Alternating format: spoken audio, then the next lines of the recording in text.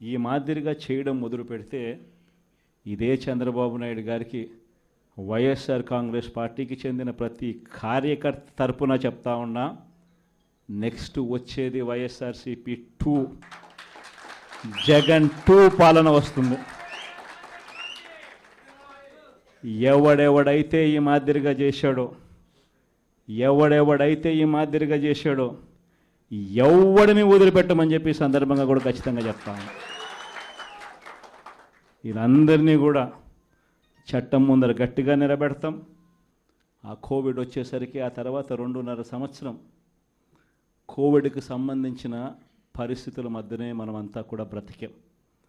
అందుకే పాలనలో ప్రతి అడుగు, ప్రతి నిమిషం, ప్రతి విషయం ఆ కోవిడ్ సమస్యలను ప్రజలకు ఎలా తోడుగా ఉండాలి అనే విధంగానే ప్రతి అడుగు పడుతూ వచ్చింది. కాబట్టి కార్యకర్తలకు బహుశా చేయగలిగినంత నేను చేయలేకపోయాను అని చెప్పి సందర్భంగా ఖచ్చితంగా ఒప్పుకోవాల్సింది. కానీ ఈసారి మాత్రం జగన్ 2లో ప్రతి కార్యకర్తకు అండగా తోడుగా ఖచ్చితంగా ఉంటాను అని కూడా ఈ సందర్భంగా చెప్తాను. ఈసారి జగన్ 2లో ప్రజలకు తోడుగా ఉంటూనే మరోవైపున కార్యకర్తలకు కూడా అండగా, వాళ్ళ ఇంటికి పెద్దన్నగా, వాళ్లకు తోడుగా ఖచ్చితంగా ఉంటానని సందర్భంగా ఖచ్చితంగా చెప్తాను. వీళ్ళు దిక్కుమాలిన పాలనలో ఏ మాదిరిగా పాలన చేస్తూ ఉన్నారో కూడా మనమంతా చూసాం. మన తిరుపతి మీ అందరికీ కనిపించుంటుంది.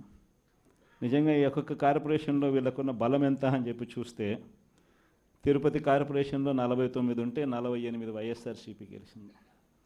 తెలుగుదేశం పార్టీ 1. ఆ 1 గెలిచిన చోట డిప్యూటీ మేయర్ వాళ్ళ మనిషి అని చెప్పి వాళ్ళు చాలా ఏదో గొప్ప కార్యము, ఘనకార్యము చేసినట్టుగా వాళ్ళు చెప్పుకుంటా ఉన్నారు. వైఎస్ఆర్సీపీ కార్పొరేటర్లు ప్రయాణం చేస్తూ ఉన్న బస్సును పోలీసుల ద్వారా వీళ్ళే అడ్డుకుంటారు. పోలీసుల ఆధ్వర్యంలో వీళ్ళే దాంట్లో ఉన్న కార్పొరేటర్లను కిడ్నాప్ చేస్తారు. మళ్ళీ వీళ్ళే ఎన్నికల్లో మేమే గెలిచాము అని చెప్పి డిప్యూటీ మేయర్లుగా మావాడే గెలిచాడు అని చెప్పుకునే కార్యక్రమం. ఆ కార్పొరేటర్లు పాపం వచ్చిన తర్వాత వాళ్ళు చెప్పిన గాథలు మీడియా సమక్షంలో మనం అంతా కూడా చూసాం.